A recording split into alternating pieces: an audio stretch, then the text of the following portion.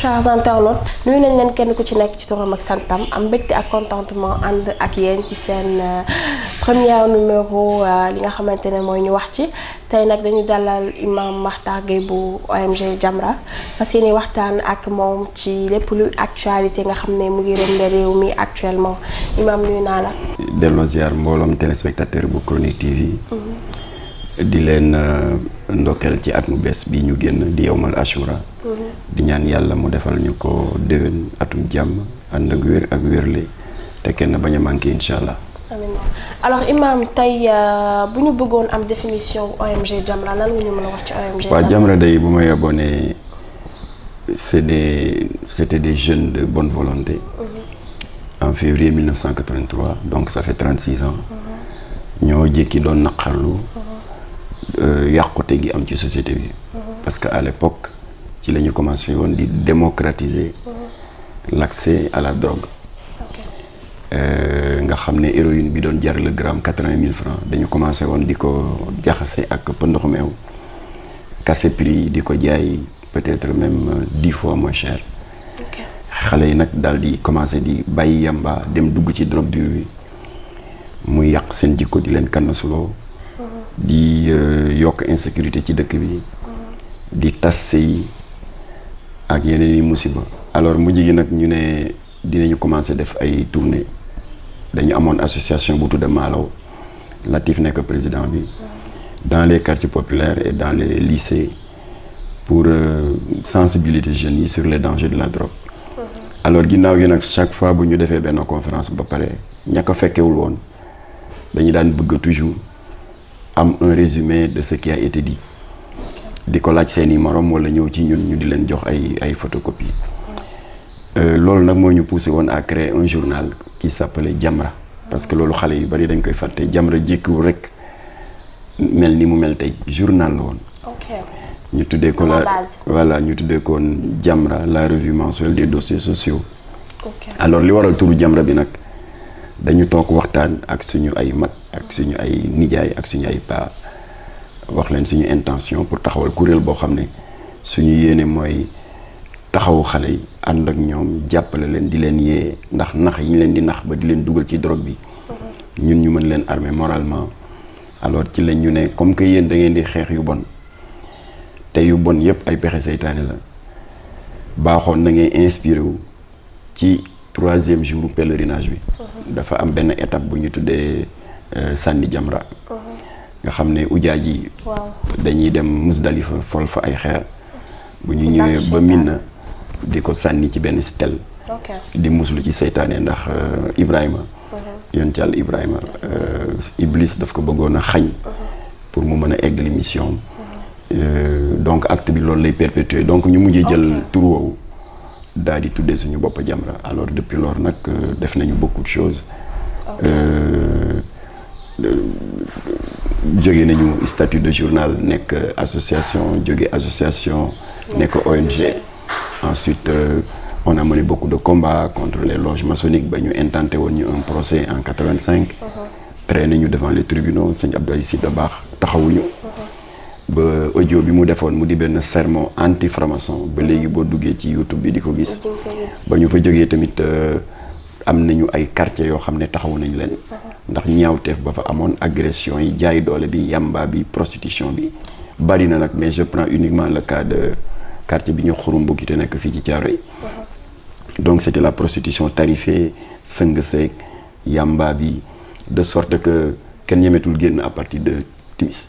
kon daal bu ma la déggee ONG Jamra moom li ko tax a jóg objectif am mooy mu éradiquer lépp luy ñaawteef. waaw lépp luy indi ay gàllankoor surtout ci jeunes yi ak di leen dugal ci yu bon ak di indi insécurité bi alors kon nag ainsi de suite Jamra dem nag léegi ba bëgg di dugg léegi dans la médiation sociale. voilà ñun demuñu ci kenn naan dañ lay defal médiation. Les travailleurs de AMA Sénégal ñoo ñëw ci ñun. ne état dafa tos seen société dàq leen amel leen xaalis. ñu taxawu leen ba état defal leen 2 fois ay chèque bu 130 millions sur les 3 milliards yi mu leen amel. C'est ainsi que anciens combattants itam ñëw. ñu ànd ak ñoom ba dossier bi avancé na ba premier ministre am nañ ci 4 séances de travail ak moom. jox na ko président Macky Sall. alors donc Jamra daal les gens croient que on peut tout régler waaye ñun dañu ànd ak suñu bonne volonté rek. On ne peut pas être sur tous les fronts waaye ñu ngi góorgóorlu rek ngeen dolli ñu ñaan incha allah. D'accord alors Imam ban année nga nekk à la tête de Jamra. En fait Jamra Abdou Latif Gueye moo nekkoon le président exécutif. bi mu nekkee président exécutif après ma nekk son vice-président. D'accord. Yore communication bi. léegi après son décès les responsables se sont réunis ne ma comme que yaa doon vice-président bi. te wóolu woon nañ la dañ la bëgg a reconduire nga jiite ONG bi. ok ma ne leen nag bëgguma mu nekk affaire famille rafetul. d'accord ñu ne Latif dem na ku ko remplacer ñu ne frère am dafa ñaaw. d'accord alors mujj gi nag ma daal di proposer que imam Massamba Diop bi nga xam ne iliman la. te Jamra c'est essentiellement une ONG religieuse. alors ma nekk kooku daal moo ma gën a yelloo ci place bi bàyyi leen ko mu nekk président exécutif man ngeen toftal ma ci ginnaawam. ma nekk vice-président di ko jàppale ci communication bi waaw noonu la demee. d'accord ok parce que tantôt dañuy faral di dégg ne sa frère Bamar Gueye moom moo waroon nekk à la tête de l'ONG Jamra. que par la suite nga ko remplacer. non moom dafa am aspect bu muy gérer parce que Jamra dafa bari ay volets. ok amoon na journal waxoon naa la ko am na benn section bu ñuy wax SOS Tabac. ok am na section boo xam ne ONG humanitaire la mooy bi Bamar yor. am na section boo xam ne ONG islamique la. mooy bi Imam Massamba jiite te ma topp ci. alors donc il y a plusieurs volets. voilà ku nekk yaa ngi gérer la lañ la dénk. voilà mais toujours est-il que yooyu yëpp toutes ces branches-là sont complémentaires. alors bu ñu jógee ci loolu ñu waxtaan ci li nga xamante ne actuellement ba tey actualité la muy mbiri borom ñaari tur yi nga xamante ne actuellement dafa gën a di persister parce que bu yàggul dara gis nañ ñaar ñu ramassé woon ay tout tànk yoo xamante ne ñu ngi doon sëy je pense ci corniche bi ba ñu daan leen 1 mois lañ leen tëj 1 mois alors yéen lan ngeen déjà ban jàngat nga am ci loolu ci 1 mois yooyu rek. waaw xam nga état bu la yàlla dénkee aw askan nga di ko gérer. te nga am ay sart yu fi ne. yoo xam ne non seulement da nga war a sàmmanteeg ñoom waaye da nga war a sas nit ñi. pour ñuy sàmmanteeg ñoom alors il faut être cohérent. li tax ma wax loolu bërkat yi démb rek déggoon nañ fi un grand scandale boo xam ne c'est une première depuis que le Sénégal est indépendant. un groupe de gangsters lesbiennes musu fi am. dem song beneen lesbienne. qui n'avait eu que le tort. après avoir fait son examen de conscience daal di lii ma nekkee rafetul ngor bu ko diine bu ko xaaral ma génn ci affaire lesbienne yu bon yi maanaam ngóor jigéen bu jigéen. ma dellu ci sama néegu say jubóog sama jëkkër. ndekete yoo loolu mooy musibaam. chef de gang bi formé 20 lesbiennes. ñu ñëw fekk ko këram fii ci Thiaroye Léona dal ci kaw kër gi jël ay xeer toj ardoise quartier bi yëpp génn mu nekk ngandi scandale. jëkkër ji di bëgg a jàmbaar lu ñu menacé ko de mort. alors il est vrai que délégué de quartier bi def nañ jàmbaar parce que police ñëw na rapidement ba arrêté nañu chef de gang bi. déféré ko au parquet ndekete chef de gang bi. li mu meree ndaw soosu moom nee na moom mooy faru ndaw si. lu tax ndaw si di ko trahir. dem di dellu ci jëkkëram alors loolu li tax ma wax loolu c'est parce que état mënu am article 319 code pénal boo xam ni nee nga da ngay condamner les unions contre nature parce que union contre nature lépp a ngi ci biir. bien sûr. alors et en même temps nga jaar ci suuf jël 15 récépissés de reconnaissance jox ko association góor jigéen yi ak association lesbienne yi. ah bon c'est paradoxal. comme ni ñuy joxee récépissé syndicat booy doog a créé wala parti politique booy doog a créé wala association ASC xandaalu association équipe bu nawetaan booy doog a créé ministre de l'intérieur jox la récépissé nga am reconnaissance légale. am siège man mii góor jigéen laa maa ngi ci dëkk bi. de la même manière y a 15 kuréelu góor jigéen yoo xam ne bari nañu am na AIDS boobu góor jigéen yu jigéen yi la am na benn bu yu góor yi am na groupe góor jigéen bu jigéen bu ñuy wax sourire de femme mat nañu 15. dem ci état ne leen loo leen bëgg ñu ne dañoo créer association góor jigéen ñu ne yow nag nga ne dañuy créer association góor jigéen yu jigéen mu ne voilà am ngeen récépissé vous avez le droit à l'existence légale. fii ci dëkk bi. mu ngi fi ba pare nga am article 319 qui dit que l'état condamne les unions contre nature c'est paradoxal loolu nag moo créé désordre bii ngay gis ay lesbiennes yoo xam ne yematuñu rek ci am droit à une existence légale waaye dañ ci boole def groupe gangster yu jigéen di attaquer lesbiennes yu tuub boo tuubee ne lesbienne laa tuub naa bëggatuma ne lesbienne ñu ne la doo ci génne noonu alors loolu nag foog état bi jóg si. réforme code pénal say su waroon am code pénal Sénégal bu ñu ko doon réformer lan ngeen programmé ba ñu insérer ci par exemple ngóor jigéen wala lesbienne fexe éradiquer ko. nga xam ne ku ko def daañu la daan. non inséré nañ ko ci mu ngi ci c'est l'article 319 du code pénal. xam nga non xam nga loolu bokkul ak carrément parce que loolu bu amee ñuy retourner di joxe récépissé góor jigéen c'est parce que kon góor jigéen légal na. waaw xam nga moo tax j'ai parlé de contradiction waaw dama ne état mënuloo condamner dans le code pénal l'article 319 l'homosexualité jaar ci suuf di jox ay homosexuels. mais pour que ñu am texte boo xamante ne day daan maanaam texte boo xamante ne dañu am code pénal pour l'éradication de tout ce qui est góor jigéen ak lesbienne. am na ko mu tudd léegi ne dañ ko condamné à 1 mois. waaw si da nga def ne juge yi dañuy luxus ay texte rek sukkandiku ci condamné ko si lan la ñuy sukkandiku ba condamné ko. mais est-ce que du. article 319 du code pénal. y en a pas d'autre ñoom ci loolu la ñu sukkandiku l'article dit que ku ñu jàpp en flagrant délit la wax nga en train de commettre des actes contre nature. yaa ngi risquer des peines de prison. pouvant aller de 1 à 5 ans ferme. et une amende pouvant aller de 100 000 francs à 1,5 million. alors bii nag le juge a été un peu bienveillant. daal di leen defal 1 mois. voilà mais ils ont été condamnés ils ont été reconnus d'actes contre nature sur la base de l'article 19 du code pénal. mais ONG Jamra gisul ne loolu dafa sedd par rapport ak mbiru góor jigéen ak ni góor jigéen diisee actuellement nga xamante ne mën na yàq lu bari ci réew. ah bien sûr xam nga boo nekkee un état boo xam ne yow sa autorité. ni yaakaaree ne noonu nga ko war a taxawaloo ko.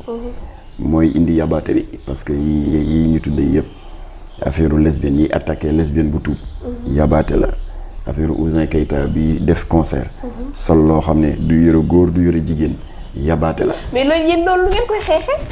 parce que tamit dëkk ci marche wala dëkk ci génn di wax tout le temps ñoom ñu continuer di def man je pense que loolu du xeex je pense que par exemple bu doon ngeen def leneen comme quoi fexe gis kilifa diine am nañ doole ci Sénégal ñoo yéen bu ngeen mënul interpeller directement gouvernement bi wala ngeen am ay issues yu ngeen mën a jaar pour jàkkaarloo ak ñoom ngeen jël issue kilifa diine yi ci dëkk bi. voilà loolu la ñu defoon en 2015 parce que dafa amoon une dizaine de couples homosexuels yu doon takk sëy fii ci Kaolack alors te loolu ci seen tooñ yi la bokk ndax ñoom yematuñu di def seen yu bon dañ ciy boole di tooñ parce que xam nga amoon na temps ñun ñii ñëpp ba ñu nekk ay tuut tànk bu ñu daan dem ci xew yi ci ngénte yi ci takk yi suñu tante ak suñu yaay yi d'habitude boolu beñe yeeg yooyu dañ ko daan dénk borom ñaari tur yi ñu di ko yenu ñun xale yi ñu topp seen ginnaaw di leen kokkali di leen ñaawal ñuy fecc ka di regeju mais ça s'arrêtait à ça folklore la woon rek mais léegi dañu am ay kuréel am ay daayira am ay association boole ci nag di tooñ ndax li ma la junj léegi scandale bi amoon Kaolack le 25 décembre 2015 tooñ la ndax xam nga le 25 décembre 2015 lu mësul am Sénégal dafa am mooy le calendrier grégorien mooy bu catholique yi ak le calendrier hégirien bu ñun jullit yi dañu méngoo suñu mbokk catholique yi ñëpp xam nañ ne chaque 25 décembre dañuy faral di màggal juddu yonent Yàlla Insa Jésus Christ pour la première fois ñun itam suñu mawludul nabi tombé le même jour donc mu bokk sax ci loo xam ne dafa doon renforcer la bonne convivialité interreligieuse. Effectivement. Alors homosexuels yi jóg insulter les croyants de ce pays ndax seen yu bon yi ci bés boobu lañ ko def. Deuxième insulte ñu ngi ko def ci école Ibrahima Diouf parce que ku nekk xam nga ne école wala lycée bërëb la boo xam ne lañ ci séentu mooy tàggat xale yi ak si def si ñoom ay jikko yu baax ak xam-xam. Troisième insulte bi ñu def ko pas très loin bërëb bu tedd fii Cheikh Al Khalifa Baye Ibrahima Niass tëdd donc ñetti symbole yooyu la ñu dajalee daal di tooñ de sorte que bi ñu tooñee ñu daal di provoquer les croyants dans ce qu'ils ont de plus cher, c'est-à-dire leur foi. Alors à partir de ce moment ñun ñu daal di jóg def lii nga wax. Imam Massamba jiite benn délégation ñu daal di dem Touba, dem Tivaouane, dem Ndiassane, dem Thiénaba, dem Niassène, dem Medina Baye, dem Layène. Alors bu ñu ñëwee Kaolack fekk nañ déjà le commissaire Bokar yi def le nécessaire. Ndekete moom jotoon na information bi comme ñun mais am na ay góor jigéen yu fi bëggoon a organiser benn mariage. Alors bañ ko yëgee ba mu ko yëgee daal di ànd ak sagoom parce que 319 code pénal flagrant délit la wax mu ànd ak sagoom ne tekk mel ni ku yëgul dara jusqu'au jour J. mu dem jàpp leen. mu daal di leen bàyyi ba ñu dajaloo ba tàmbali def yi ñuy def mu joxe signal rek ñu daal di dajji bunt bi dem asu. ci école ba defe naa ci école lañ ko defoon. école Ibrahima Diouf. mu daal di am 19. une vingtaine yu daw ba xër ñett. waaye jot na cee jàpp 11. d'accord avec des preuves. parce que fekk nañ leen ñu jàpp ñu am ay bague de fiançailles. am nañ ci preuve yi ay robe de mariée. ak yeneen yu bon ay lubrifiant et cetera et cetera. alors léegi nag population yi jóg Jamra ànd ak population yi commissaire bi tamit ay am sago ndax bu ñu bàyyi woon population yi dal ci seen kaw dara dootu fa des. alors bref ñu daal di leen jàpp tëj leen. alors mais nag bi nga xamee ne suñu action am nañ ci satisfaction ba ñu ñibbi si Dakar 3 jours après rek ñu dégg ne libéré nañ leen ba ñu leen libéré ñu ne nañ may nopp le ministre de la justice ba xam lii naka la ko expliqué mu di Sidiki Kaba mu ne woy nulle part dans le code pénal il n'est écrit il n'est mentionné homosexuel. waaw mais xam nga loolu laa doon wax tout à l'heure effectivement loolu laa doon wax tout à l'heure ne la que yéen lan ngeen di waajal. bu ñu doon réformer waat encore. li nga xamante ne mooy code pénal bu Sénégal. ba ñu insérer ci benn loi boo xamante ne pour éradication wu li nga xamante ne mooy góor jigéen lay doon. voilà yan jéego ngeen di def actuellement. alors jéego bi ñu def mooy même jéego bi ñu defoon en 2007 bi ñu bëggoon ñu criminaliser le délit de trafic de drogue. parce que xam nga drogue les peines étaient trop complaisantes. ba nga daan gis ku ñuy jàpp léegi 3 mois après nga génn te fekk rey nga nit ñu bari. kan na suloo xale yu bari. alors Latif yàlla dimbali ko parce que ñun politique intéressé wuñu bi ñu waxtaanee ñu ne daal comme que pour bokk fa ñuy nase ak fu ñuy noccee. muy assemblée nationale foog nga politique. ñu daal di créer à côté de Jamra parce que Jamra mënul politique suñu statut mayuñu ko. ñu créer à côté de Jamra benn parti bu ñuy wax RDS. Rassemblement démocratique sénégalais. Latif nekk secrétaire général bi. ñu ànd ak benn coalition daal di dugg assemblée ba Latif faloo nag moroomu député mi jàppale ko ñoom Cheikh Bamba Dièye le député Mbaye Niang. ñu daal di yàlla defal leen ndam ba ñu criminaliser le délit trafic de drogue. bu ko defee au lieu de 3 mois ak yooyu. léegi c'est minimum 10 ans assorti d'une amende qui fait le triple de la valeur de la drogue saisie. Alors ba scandalu Kaolack bi amee ñu ne nag tant que renforcé wuñu les sanctions pénales homosexuels yi dañuy continuer di yàpp nit ñi. alors fekk Latif décédé na déjà en 2008. alors nous étions obligés comme qu'on n'avait pas de député daal di xool benn député qui est en exercice ñu def alliance ak moom. alors ñu daal di dem Louga. am benn député di xaritu Imam Massamba Diop. ñu di ko wax le député Amadou Mbéri Sylla qui est le président du conseil départemental. ñu wax ko li ñu bëgg nekk daal dañu am benn projet de loi te amuñu député ñu bëgg ñu ko porteel ndax mbirum ngóor jigéen nañu yokk daan yi ndax ñii ñu ngi bëgg moom nit ñi. mu daal di d'accord. voilà léegi mu def ko copie jox benn président de la République jox benn Moustapha Niasse président de l'Assemblée nationale. après nag daal di wër moroomu député yi. c'est pour éviter que bu ñu demee en plénière mu am ñu rocceeku daw. donc avant assemblée di ko examiner dafa gis moroomu député bi nee leen texte baa ngi d'accord nga pour voter que oui ou non soo nee oui mu ne la signer ba fi may wax yow am na 80 signatures sur 160 députés donc daanaka la moitié de l'Assemblée nationale. alors léegi nag mu ngi continuer liggéeyam boo matee incha allah nii Latif def ba nga xam ne trafic de drogue dootul délit léegi crime la. alors incha allah su boobaa moom itam defe naa yàlla mën na ko may ndam bu toll noonu.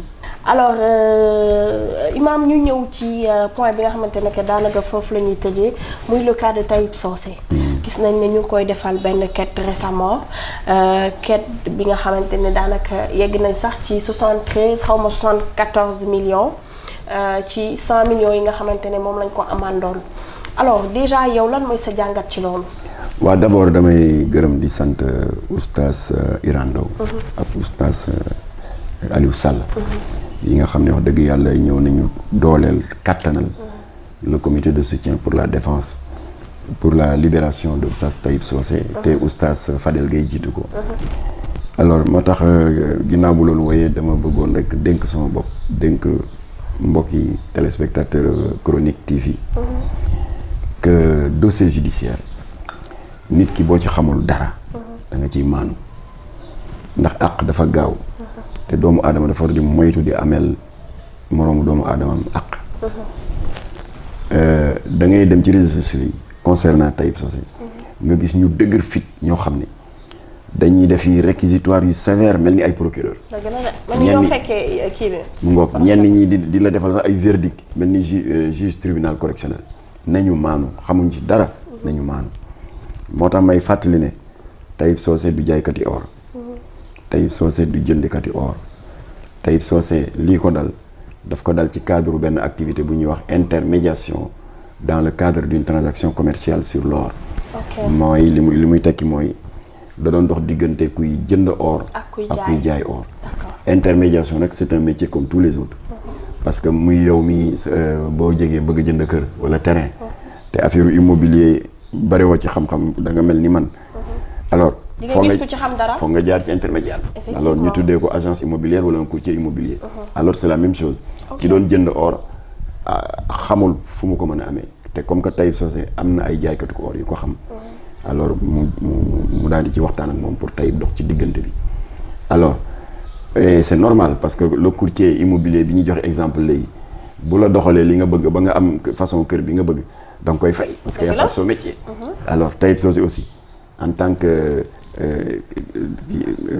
responsable de l'intermédiation bu doxee loolu ba noppi dañ ko war a fay voilà mais malheureusement il faut yëpp egguñu fa ndax ki diggee woon ne dana livrer 30 kilos or non seulement livré wul waaye ba waa ji fayee rek 146 millions mu ne buub xaalis bi ne bëxër ñett daw daal di bàyyi Taïb Socé si jafe-jafe yi mu nekk autrement dit Taïb est simplement victime de sa naïveté et de sa bonne foi keroog ba ma demee prison seeti ko wax naa ko nee naa ko yow rafet njort bu ëpp ci nit ñi moo la dal li mais Imam kii oustaz Taïb Socé doon liggéeyal mooy ki nga xamante ne moom moo encaissé xaalis bi daw moom animu voilà dafa daw léeg-léeg ñu ne mu nga Gambie léeg-léeg ñu ne mu nga Mali waaye ñun ñu ngi koy surveiller parce que dañu bëgg ba lii ñuy lijjanti nii mat parce que xam nga booy def intermédiation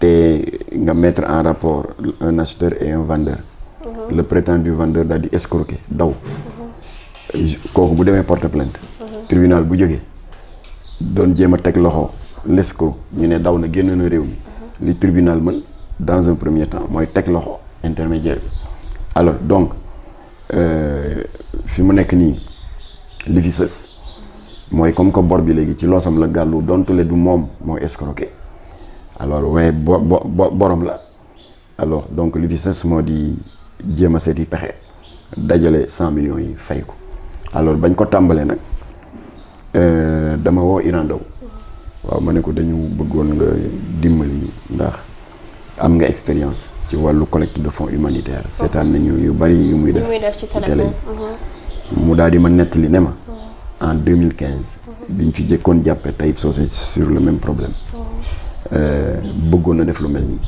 waaye Taïb moo ko freiné ne ko soo ma kettalee ba déposé ma mën nañ ko interpréter nii comme que fay naa kon nangu naa ne maa def d'accord loolu taxoon Iran génn ci ma ne ko waaw mais léegi nangu na mu ne waaw nangu na d'accord mais na wax ca làmmiñam ma dégg sama nopp mais jusqu'à présent foogoo ne bu ñu defee quête bi du mel ni rek moom moo def parce que aussi ket bi bu ñu ko defee dafay mel ni comme quoi que li ñu koy tuumaal moom la. non c'est différent parce que actuellement il y a des gens qui sont pour et d'autres qui sont contre. waaw c'est différent parce que comme ni ma la ko waxee bi Iran Ndao ñëwee. ñun ñu jël cër wi yëpp jox ko. topp ci ginnaawam ndax moo ñu ci ëpp expérience.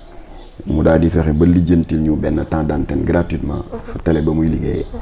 ñu daal di def benn premier téléthon le samedi le premier. daal di am 15 millions. mu tollantiwaat ko samedi ba sa topp le 7. ñu jógee 15 millions yéeg ba 78 millions. alors donc xam naa ne balaa mu defaat une semaine. incha allah dina mat su boobaa. ñun suñu mission jeex na. avocats yi ñooy jóg dem tribunal. dajeek avocat wu partie plaignante bi.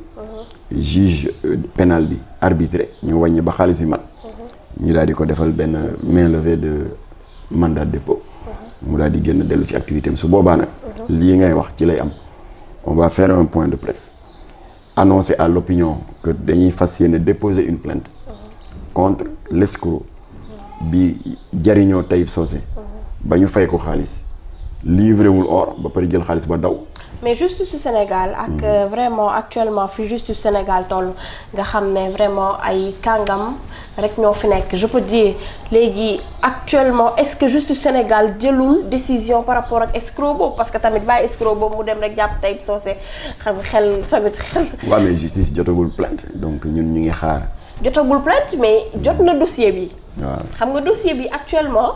comme ni nga ko waxee du Taïb Socé moo escroqué mais ki escroqué moom daw na mooy ki encaissé xaalis bi. waaw daw na waaw kooku nag xanaa je pense que mënuñu jàpp Taïb Socé bàyyi ko mu dem. waaw mooy li ma la wax léegi comme que dafa daw. waaw léegi nag ñun ut nañ suñuy avocat pour que bu opération téléthon bi jeexee.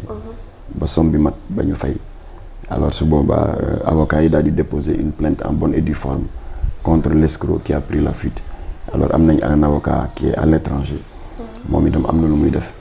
bu ko defee suñu avocat bi ne fii itam am na lu muy def li ci des nag comme que c'est un travail de spécialiste du droit et de la justice te ñun ay ndongol daal lañ xamuñ ci dara alors su boobaa liggéey avocat la ak liggéey justice waaye ñun li ñu amal solo pour seetal Taïb Socé. bu lii jeexee rek on va immédiatement déposer une plainte pour que justice lance une chasse à l'homme contre cet escroc sans foi ni loi. d'accord alors fi may tëjee ak yow Imam mooy diine lan la wax ci ket bi nga xamante ne ñu ngi koy ketal parce que récemment ñu ngi dégg ci média yi Ahmed Khalifa Niass mu ngi expliquer que ni charia nanguwul lool. waaw xam nga Ahmed Khalifa Niass xam nga moom mooy suñu professeur. sama sëriñ boobu. mooy suñu sëriñ. waaw mooy suñu sëriñu daara. li ñu koy ñaan. ndax xam nga sëriñu daara kenn du weranteeg moom. dëgg la. waaye sëriñu daara boo bëggee. yombalal say taalibe. dégg-dégg. ci li ngay yëkkati ci kàddu. boo nee nangam xaram na da ngay naan saar sangam aaya sangam. waaye yow Imam en tant que imam lan la diine wax ci loolu. ci loolu laa jëm boo nee nangam aram na. te nga nee nga ci sunnatul nabawi nga ko jëlee. da ngay naan hadis bu ñu soloo ci Bukhari wala hadis bu ñu jëlee ci Muslim. waaye xaraam na sariya dàq na ko c'est trop facile te am naa yaakaar ni ndongal daara bu gàtt alluwe ni man ak keneen ku ma gën a gàtt alluwe sax xam na ni suñu borom ci wàllu azaka dafa am ay destinataires légitimes yu mu énuméré ba mat nañu 7. damay citer dans le désordre. bokk na ci fuqaraaw yi ak masakin yi les pauvres les indigents. bokk na ci les jatuur yi mu di les veuves. bokk na ci jirim yi les orphelins. et cetera et cetera bokk na ci tamit les endettés. kon nag suñu borom nee nag asaka boo koy joxe juróom-ñaar yooyu mën a liimal. maanaam ñu amee bor. waaw mooy ku amee bor. te tey dafa amee bor. kon kaw Taïb Socé bi dafa bor am la amee donte le du moom moo ko lekk waaye ki ko lekk jaar ci turam daw na. tribunal nee na ko bor wi sa loos la gàllu. waaw kon ci benn contexte kay nañ nangu ne Taïb moo def. non yow fi mu ne bu fekkee dama la yónni. ci kenn. waaw. nga dox ko ba mu sotti. kooku respecté ay engagement am la ma ko àbb ci xaalis. mu jox la ko nga jox ma ko. waaw. man ma fob xaalis bi fekk dama ko defoon ci esprit jubadi. ma daal di daw. waaw. échéance ba jot. borom bor bi ne ana waaji ñu ne daw na. waaw yow ci yow sa kaw lay dal. waaye su ma nee diwa ko jël. waaw boo ne diwoo ko jël nag. diw moom moo ko jël. waaw yoon day naan en attendant ñu jàpp diw. waaw yow ci es pénalement responsable parce que si sa loxo la jaar. alors su boobaa yoon daal di la jàpp alors Taib Socé donc bor bi pénalement il est co-responsable. d'accord alors bu ko defee moo ko war a fay bu paree nag porter plainte waa ji ñu exiger waa ji mu rembourser Taib Socé la Taib Socé fay bor boo xam ne jëlu ko woon. d'accord voilà noonu lay demee. alors Imam ñu ngi lay remercier. waaw xanaa di dellu rek di sant seen plateforme web TV bi di Chronique TV.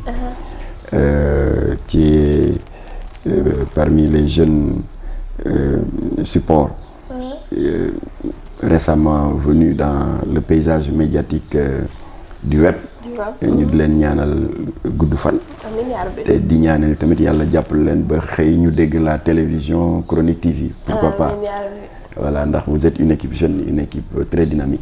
macha allah jóge fa nag ñaan yàlla mu may ñu eggali nawet bi ak jàmm. amiin yaa rabbi. ndax y a eu des dégâts démb rek maa ngi dégg Kër Massar y a eu un mort dégg naa tamit Ndar. Soumbédioune surtout ci mool yi. avec les décharges. effectivement de la foudre. moo tax bu melax bi di jip nañu moytu di utiliser téléphone portable parce que mool bi ñàkk bakkanam foofu ca Soumbédioune loolu la. dafa utiliser woon son écouteur fekk éclair bi dal te écouteur genre antenne la. donc y a des précautions à prendre. nañ yàlla may ñu eggali nawet bi ak jàmm yàlla dàqal ñu seytaane. borom ñaari tur yi yàlla na yàlla damm seen loxo nasaxal seen loxo ndax ñu ngi bëgg a lëmbale réew mi. yàlla musal ñi ci lobby homosexuel yi lobby maçonnique yi. bëgg a xajamal dëkk boo xam ne fii la Cheikh Ahmadou Bamba tëdd Baye Niass Baye Laye Cheikh Al Khalifa Baye Ibrahima Niass. te suñu devoir ñun taalibe yi mooy joxante loxo ngir mën a sàmm ndono lu rafet loolu te bu ñu nangu kenn xajamal ko. muy lobby homosexuel muy lobby maçonnique. ku ko bëgg a xajamal mbaa nga bëgg ci xëpp suuf ñu jóg jàmmaarloo ak yow mu jarañ lu ne. donc yàlla nañu yàlla dàqal seytaane. yàlla na yàlla daal def jàmm ci réew mi. te yàlla nañu yàlla làqal Sénégal fu yàq yeggul. asalaamaaleykum wa rahmatullah. alors mu ngi noonu mbégte lañ amoon ak contentement ànd ak yéen ñëw seet si Imam Makhtar Gueye bu ONG Jamra vraiment kontaan nañ ànd ak yow di ci leeral yow yi nga xamante ne indi nga ko par rapport ak actualité yi nga xamante ne ñu ngi xew ci réew mi lëmbe ko yéen ngeen di ci taxawal lu am solo pour di ko jéem a éradiquer fii ci dëkk bi alors dañ leen di jox di daje prochainement seen benn numéro di ñu remercier réalisateur bu ñu àndaloon Sow Mouhamed nga xamante ne moom tamit moo feggoog moom ak toute l'équipe technique de Chronique TV merci à la prochaine.